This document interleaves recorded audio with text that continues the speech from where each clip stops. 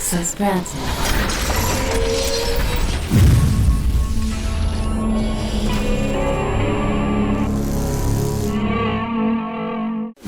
Coming up on MUFOn Insider, the latest inside info on Project Blue Book Season 2. I've seen the first episode. You thinking what I'm thinking? Yep. That rancher lied. There's more to this story. Much more. Then it's time to go to Mars. Everybody wants some. NASA's found something they can't explain. China's in a hurry to get there.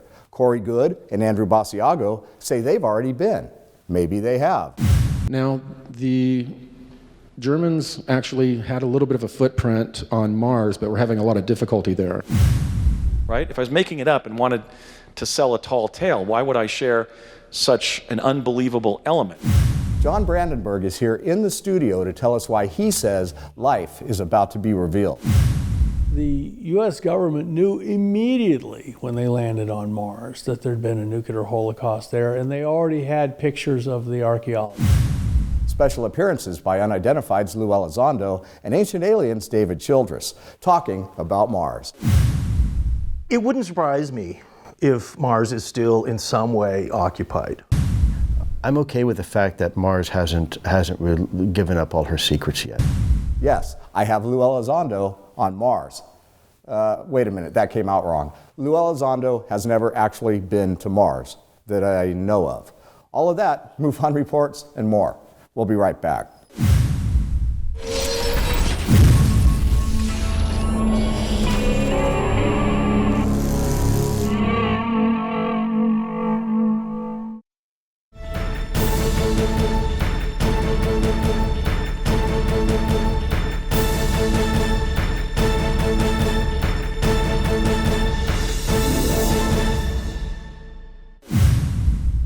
All right, welcome back. As I said, we're talking about Mars. I decided Mars was it for this episode because of a new news release from NASA. Actually, it's more of the same, but maybe a bit promising. More on that later. But before we head off planet, we have a couple of special features.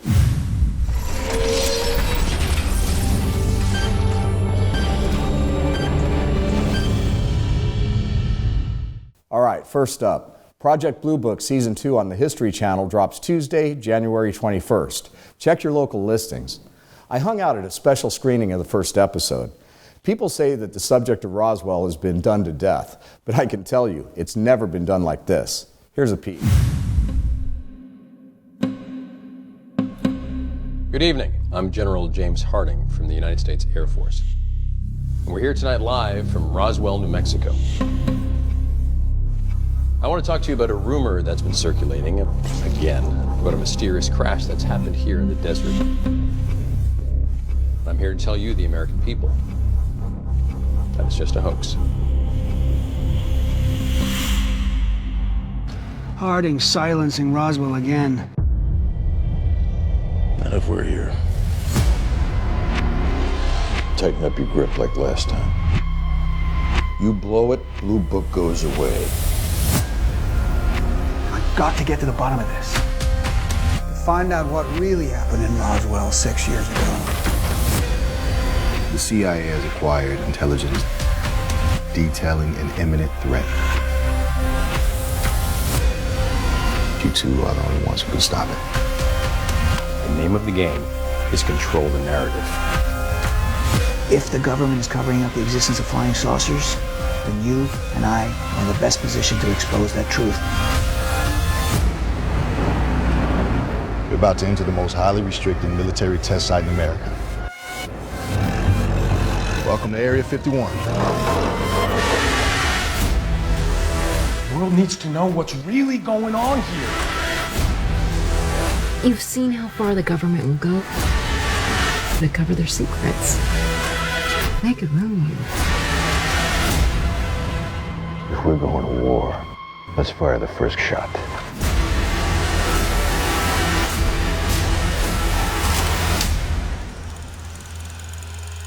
They're real. They're real.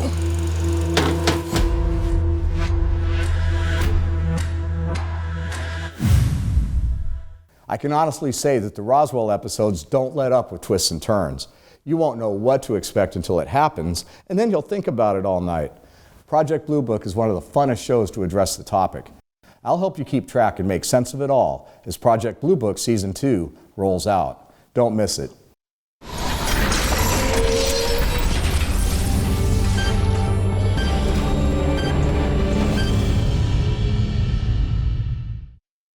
Case 103296.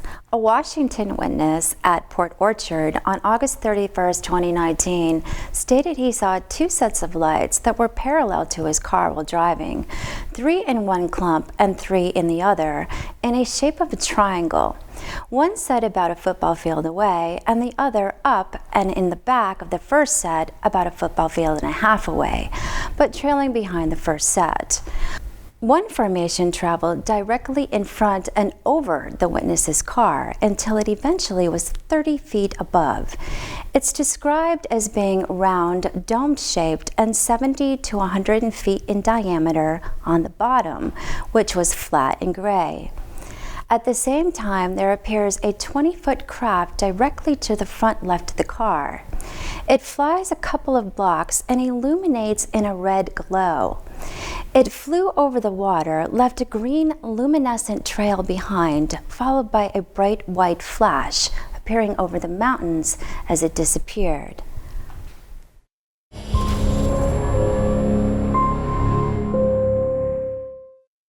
Now, let's go to Mars. NASA's been beating around the bush about life on Mars for a really long time. And honestly, NASA, it's getting old. On June 19, 1976, the first Viking arrived in the vicinity of Mars after a year-long journey of more than 400 million miles.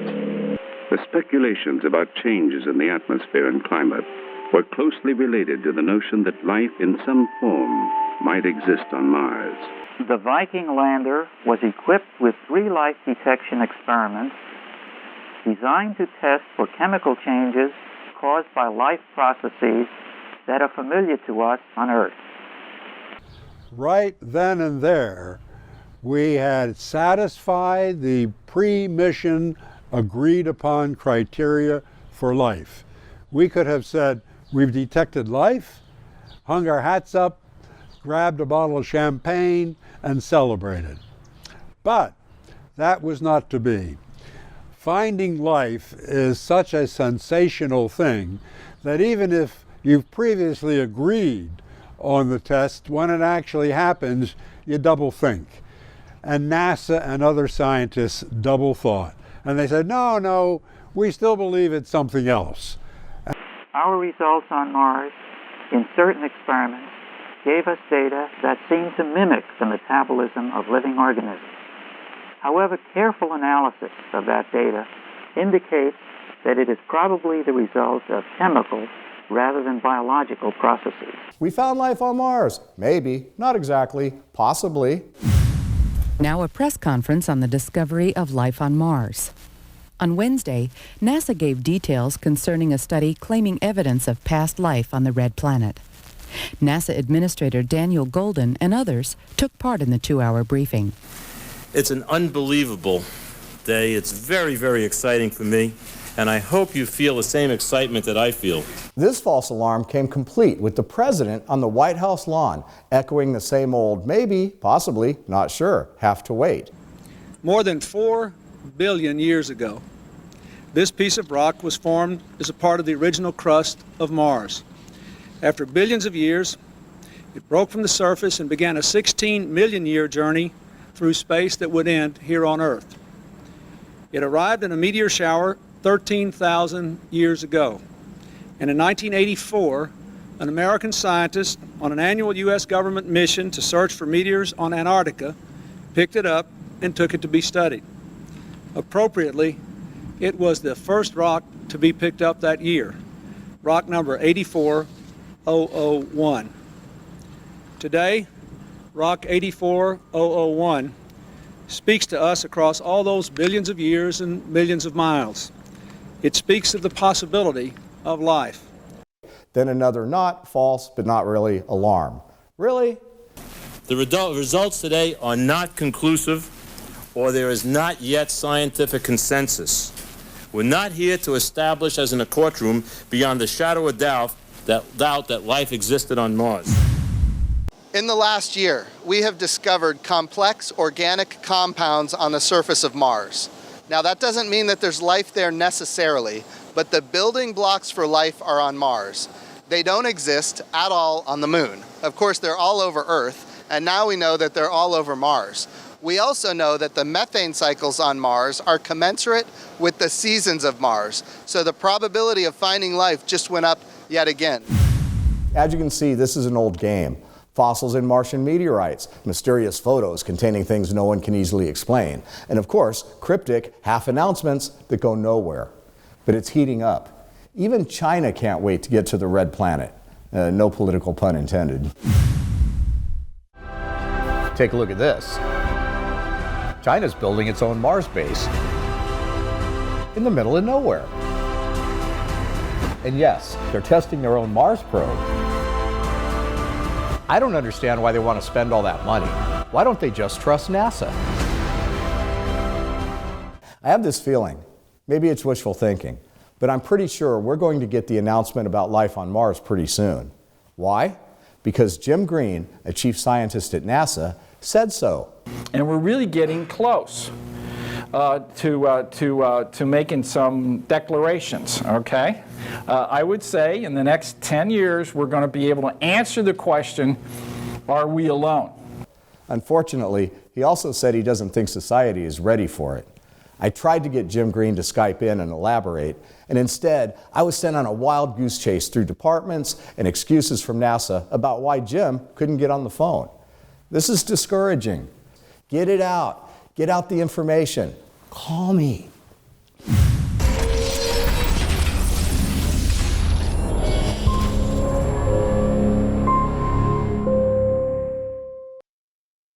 And then there's more. Oxygen levels on Mars. NASA now says that there's some strange readings from oxygen sensors that they can't explain. Apparently, oxygen levels are rising and falling with the seasons, with winter levels lower than summer levels.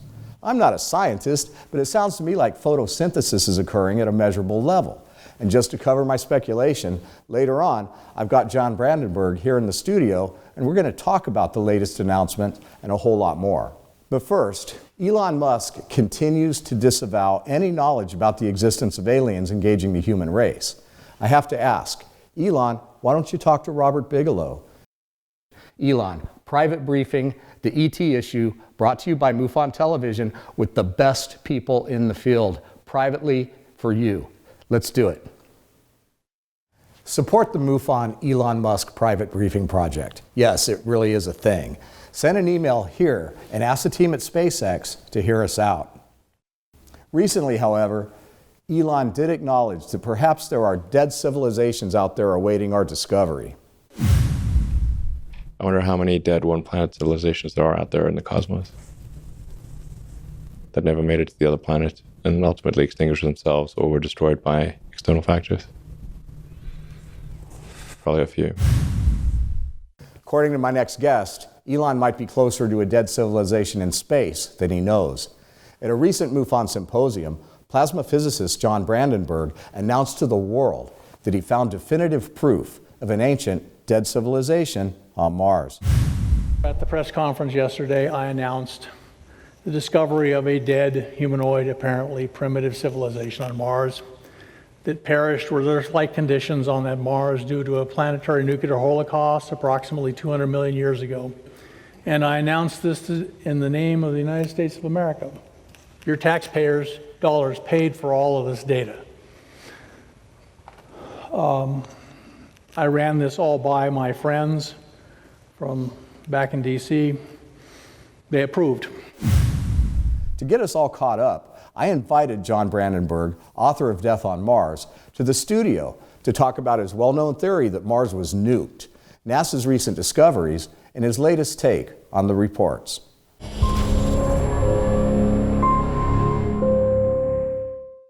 When I decided to do a show focusing on Mars, I could think of nobody else I would be happy to have in the studio than John Brandenburg. John is the author of Death on Mars, and he's the originator of the theory that Mars was at one time the victim of a nuclear attack. John, thanks for being here. A pleasure and honor to be here, Ron. Let's just start with a brief recap on your theory about what happened to Mars. Basically, Mars was like Earth for most of its history, and it developed life and intelligence finally that built large monuments. And then, for reasons unknown, apparently an advanced spacefaring civilization came to Mars and dropped 2 enormous hydrogen bombs on it, and that leave isotopic traces in the atmosphere that are clearly recognizable. And there's 2 radioactive scars on Mars. So that apparently made Mars from being a planet like Earth to being what it is now, a burned out husk of a planet. And of course, any intelligent life and just regular life on Mars would have perished when that happened. There's been a certain amount of controversy about the presence of these isotopes when people respond to your theory. And one of the things that they say is there is another explanation for the presence of these kinds of isotopes, and that is the result of a supernova. But correct me if I'm wrong, there's really only 2 places in the known physical universe that can cause these particles. So what do you say to people that say, well, these isotopes could be present because of a supernova, not necessarily a nuke on Mars? Well, to understand, the standard theory of the formation of our entire solar system was that it was created by the explosion of a nearby supernova. But that resulted in isotopes across the solar system that are very similar to Earth's. They all are dominated by xenon-132 and xenon-129 being in basically balance. On Mars, there's 2.5 times more xenon-129 than there is xenon-132, and that makes it dramatically different from any place in the solar system. It is also known that this is a forensic signature of a vast nuclear explosion, either a supernova or a hydrogen bomb. And most of what we know about supernova explosions, we learned from hydrogen bomb tests on Earth. So if this was, if the residue on Mars came from a supernova, yes, there would be similar amounts and similar... Well, there wouldn't be a Mars, for one thing, and it would be across the solar system. But instead, Mars sticks out like a sore thumb. It is unique, and according to experts I have talked to, who are nuclear weapons experts, but who don't want to be quoted in public, obviously, the forensics match a nuclear explosion on Mars. At a recent MUFOn symposium, you made the announcement that you'd found what you consider to be definitive photographic evidence of the past civilizations on Mars. Let's talk about what those images are. In the book, we talked about findings of a new face on Mars in a place called Galaxis Chaos. I didn't come up with a name, but it's a great name. And somebody's galaxy was thrown into chaos, apparently, when, and I discovered it, looking for a site near similar to Cydonia. And we found brickwork, basically, on the nose.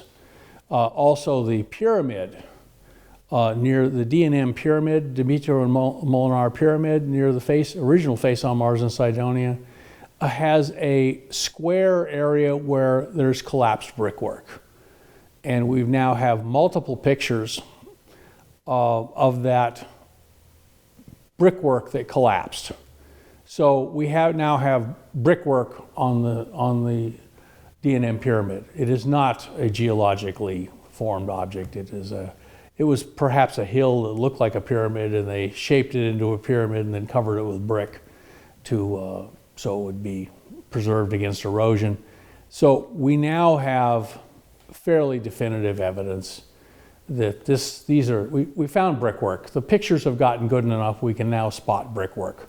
All right, so basically what you're saying is that there's pretty definitive evidence that Mars was actually the victim of a nuclear attack. Right.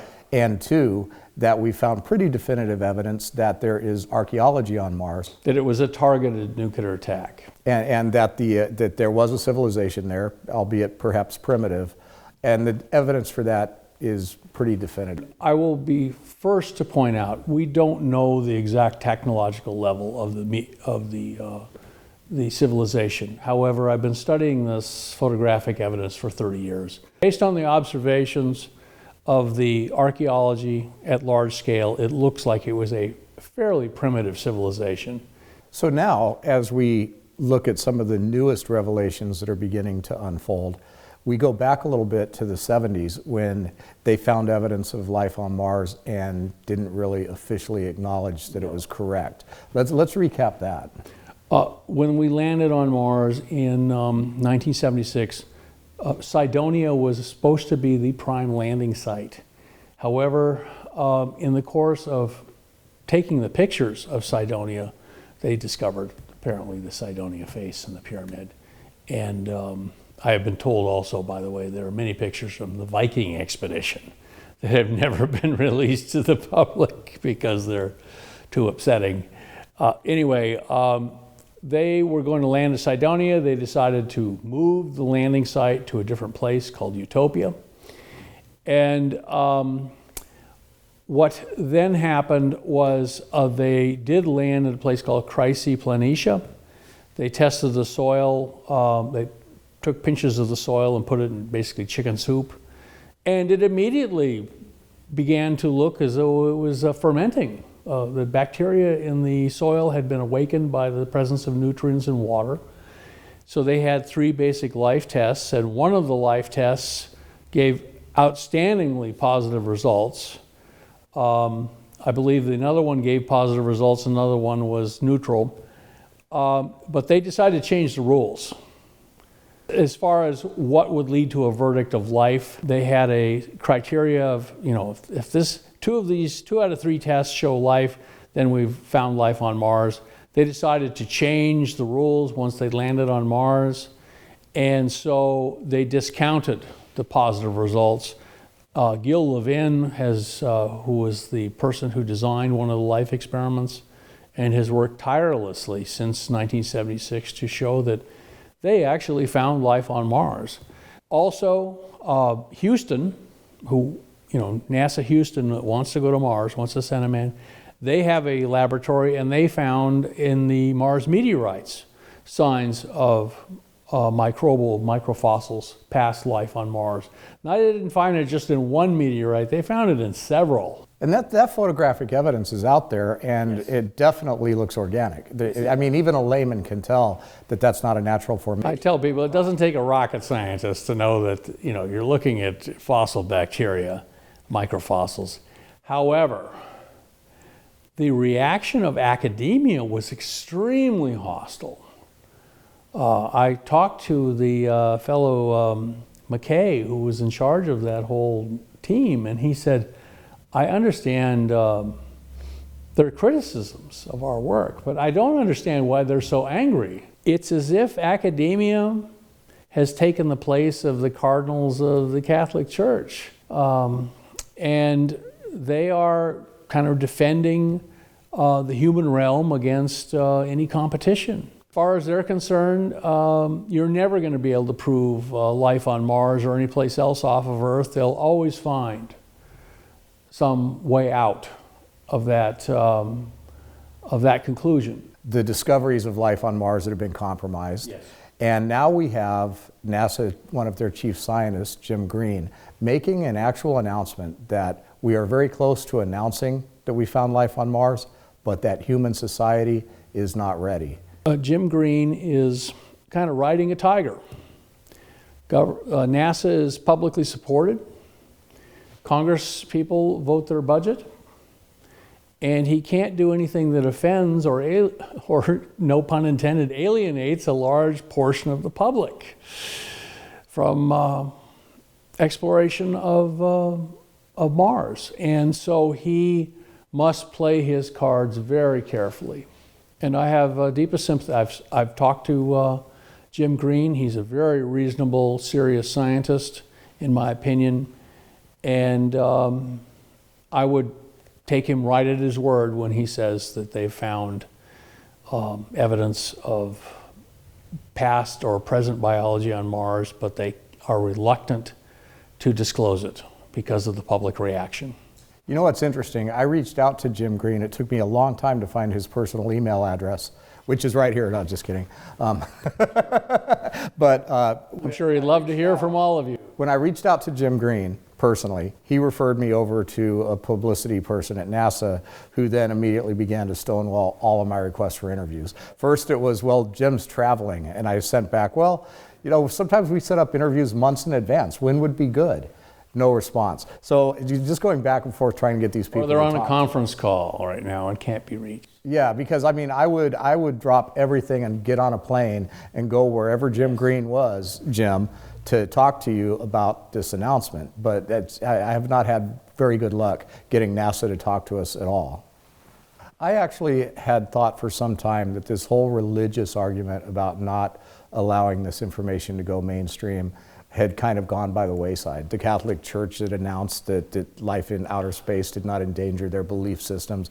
I thought that religious implications were no longer a factor of the original Greek, which is what the New Testament is written in Hebrew. There is no problem at all with extraterrestrial life, flesh and blood life, and the Bible. But if you think there's a problem, there is a problem. So that's something that we've got to overcome, and it seems like the evidence is coming fast and furious. So just recently, a couple weeks ago, NASA announced that there's some anomalies regarding oxygen that they're having a hard time explaining, supposedly. Well, they have been tracking methane for many years, and methane is a gas that's produced by biological activity. And now they're finding oxygen, and of course oxygen is produced by photosynthesis. And that's really the only way you can explain the high levels of oxygen they are now seeing. And of course, its variation, it seems to appear in the summer and spring when it's warmer on Mars, when there's more sunlight. This looks definitively like it is the result of biological activity.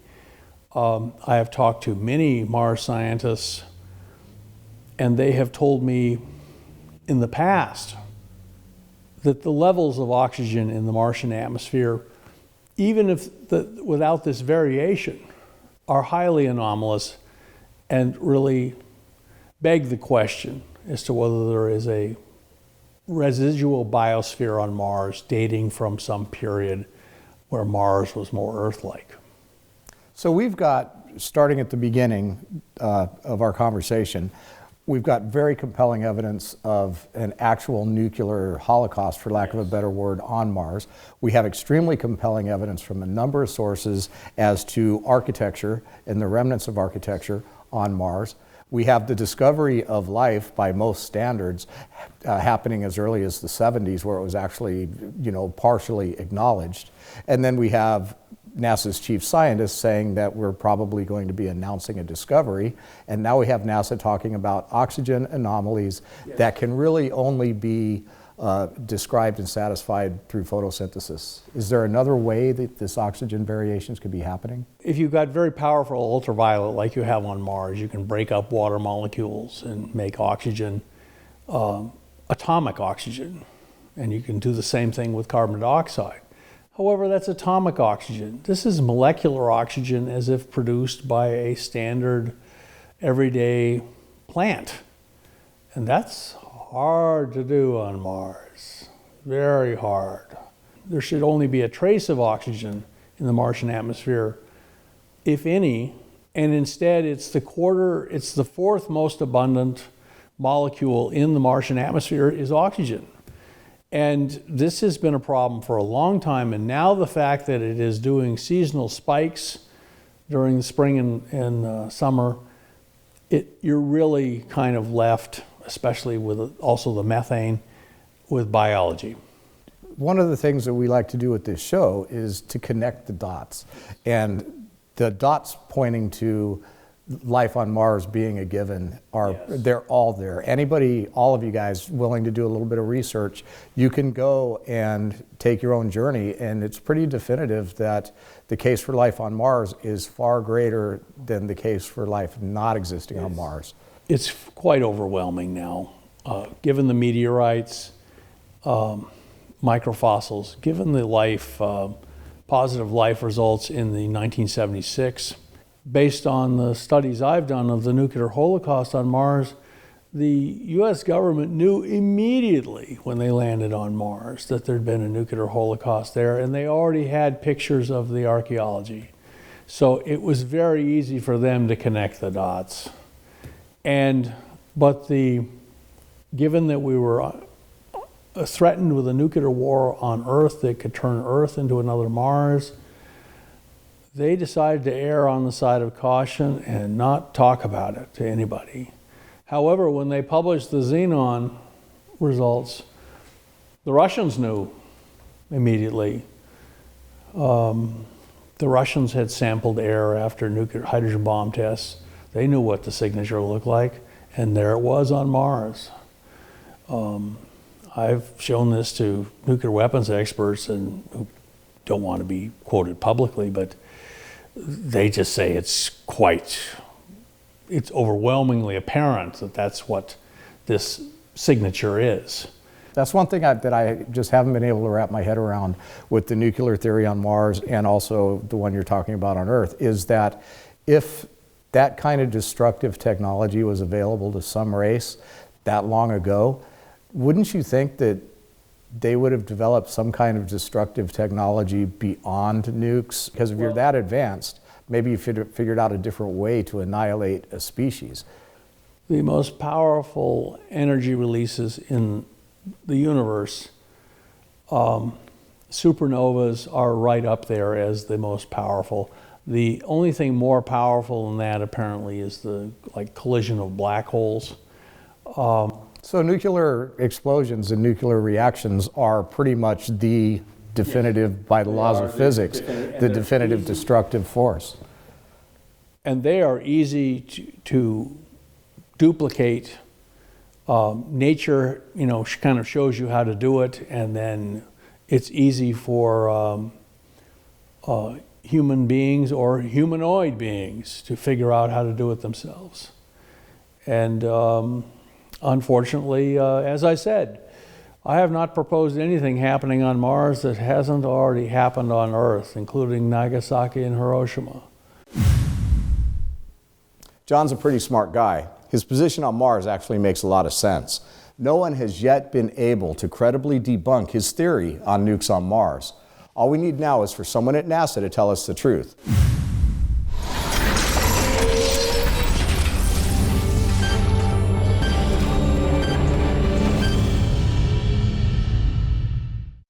Case 95960. A Montana witness at Knoxon reported watching disc-shaped lights in the sky and creatures on June 26, 2018, between midnight and 2:30 a.m. The photo shows strange shapes. Witness says that he has seen these lights on several nights between midnight and 2:30 a.m.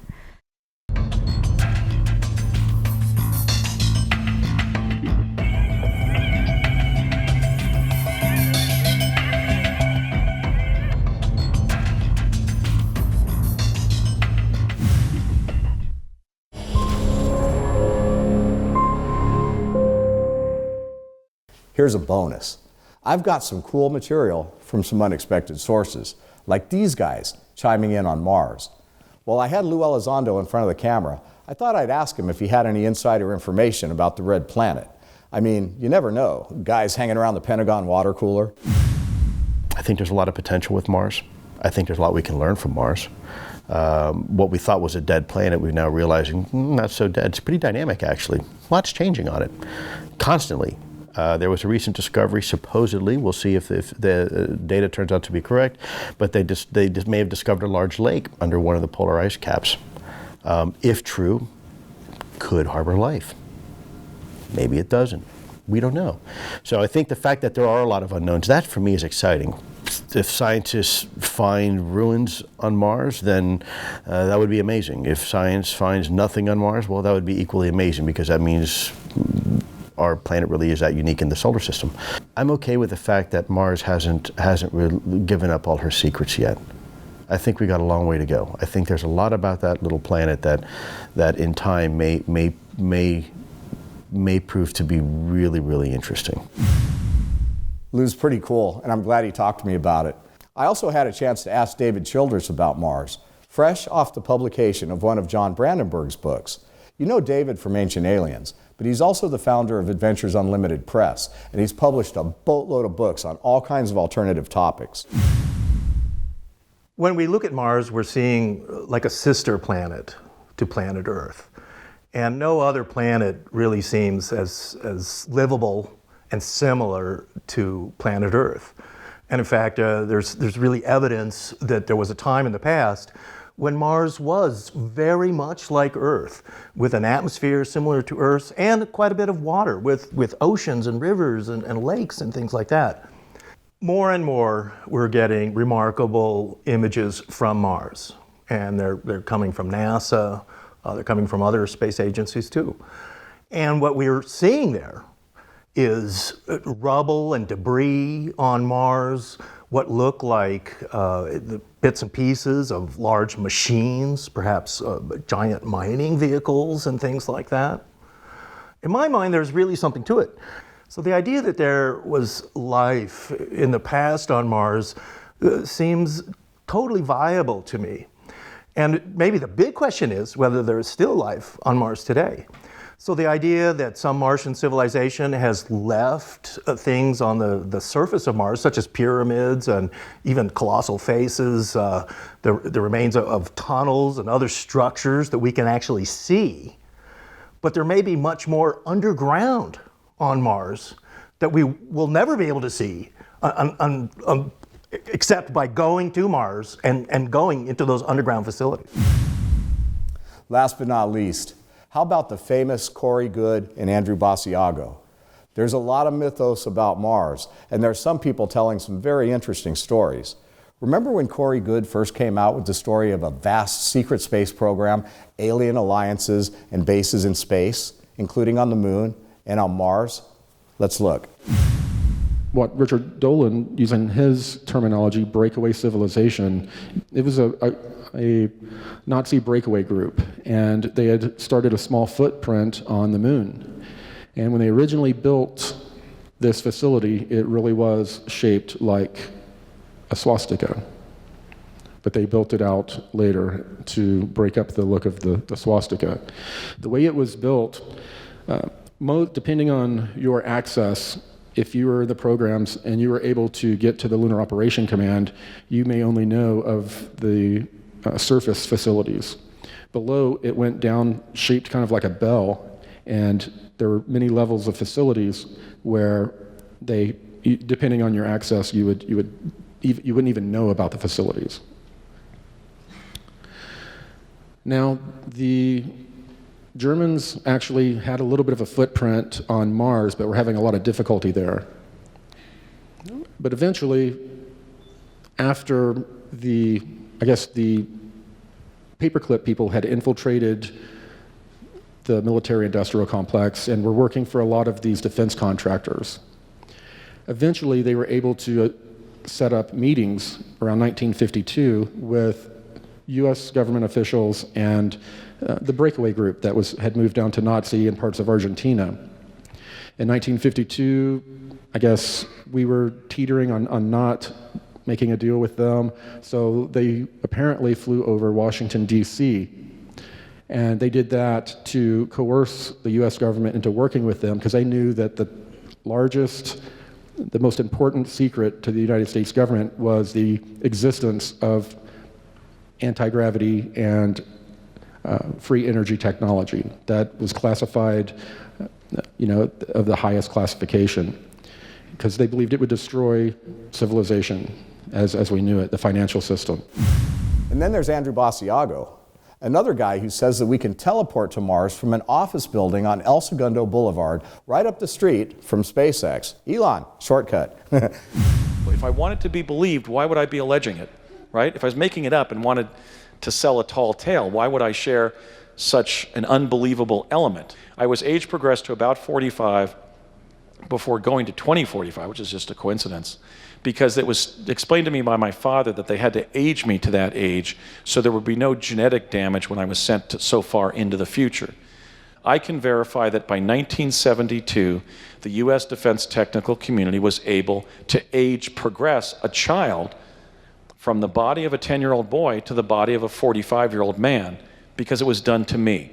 And so I'm happy to be in fellowship with those fine individuals and be able to provide that testimony from the early days of the U.S. secret space program. There is a debate, and it's a friendly debate, between my fellow jumpers William Stillings and Bernard Mendez and I. Brett thinks we were going to the actual Mars. We could see Phobos and Deimos up in the sky. NASA has been lying about things like temperature and pressure and water and so forth.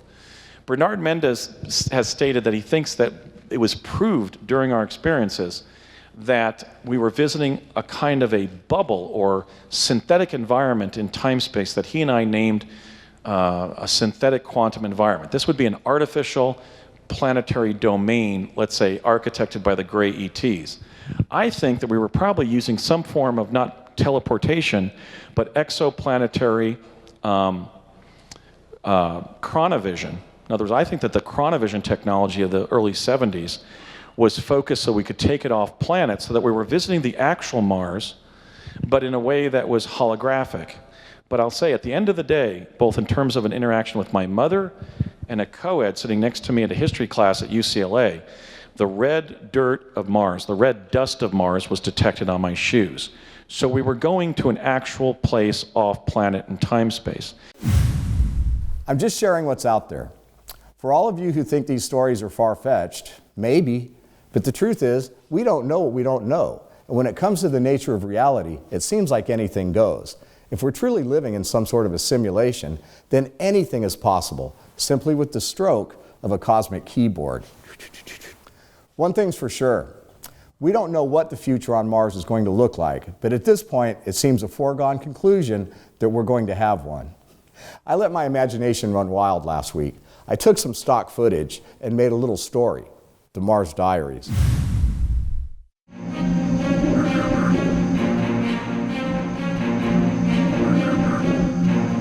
She sleeps under our robots. She lights up under a night sky that has been black for 1 billion years. It's the moments when no one else is there that I look out at the cold red and I wonder, why won't the plants grow? How long can we stay here in glass tubes and breathe fragile air? It's been 30 years since we first put people down here. Yet the taming of the planet shows no signs. The things we've found leave more questions than answers. The life that still exists here is a toxic shadow of something once great. These are the things that I think about when no one else is there.